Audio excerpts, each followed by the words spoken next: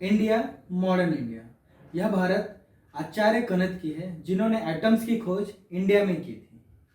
इस एटम से खोज हुई इलेक्ट्रॉन्स की। आज हम बात कर रहे हैं इलेक्ट्रॉनिक्स की, बात कर रहे हैं सेमीकंडक्टर की। अचानक से सेमीकंडक्टर का ट्रेंड इंडिया में क्यों है? रिसेंटली लॉकडाउन की वजह से, चाइना और ताइवान के बंद होने की वजह से जो क्राइसिस पूरे वर्ल्ड पे पड़ा वो हम सब जानते हैं।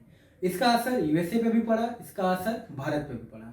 इसी को मद्देनजर रखते हुए भारत ने कुछ नए नए मिशंस की तैयारी की है, जो जिसे हम सेमीकंडक्टर मिशन भी बोल सकते हैं। यह मिशन इसलिए चालू की गई है जिससे हम लोग भारत में ही सेमीकंडक्टर्स के मटेरियल डिवाइसेस बना सके एंड उसे पूरे विश्व में फैला सके, दे सके। यानी कि अगर ऐसा कुछ क्राइसिस फिर से आता है तो भारत भी सक्षम रहेगा इसे टैकल करने के लिए।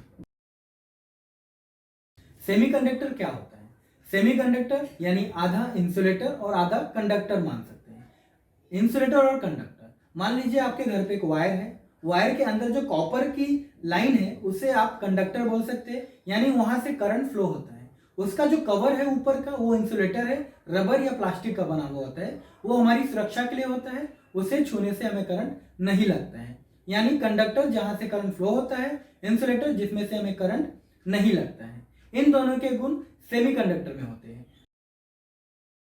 सेमीकंडक्टर मिशन के तहत भारत बहुत सारी स्कीम लागू कर रही है, जिसमें बहुत सारी कंपनियां पार्टिसिपेट कर रही हैं, जिसमें एएमडी, टाटा, वेदांता जैसी कंपनियां शामिल हैं।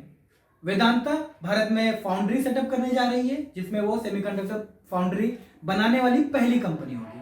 बट यह एक जॉइंट वेंचर था जो फॉक्सकॉन के साथ करने वाली थी, बट कुछ वजह से फॉक्सकॉन पीछे हट गई, तो वेदांता अब नए पार्टनर की खोज में है।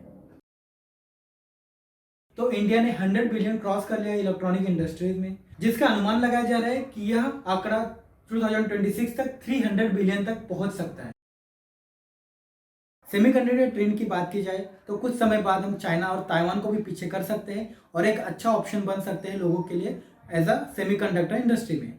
फाउंड्री की बात की जाए तो वेदांता ग्रुप एंड बाकी के जो कंपनीज है वह मिलकर अगर फाउंड्री को बहुत मजबूत कर सकते हैं तो रॉ मटेरियल के लिए इंडिया बहुत अच्छा ऑप्शन बन सकता है वेस्टर्न्स के लिए और बाकी के कंपनीज के लिए, जिससे यह होगा कि बाकी के जो कंपनीज है वो भी इंडिया में आके इन्वेस्ट करेंगी और यहीं पे ही हमारा सारा चिप, प्रोसेसर, रैम सब बन सकता है एंड इससे इलेक्ट्रॉनिक की चीज़ें बहुत सस्ती हो जाएगी और सस्ती के साथ इंडिया भी विकास करेगा।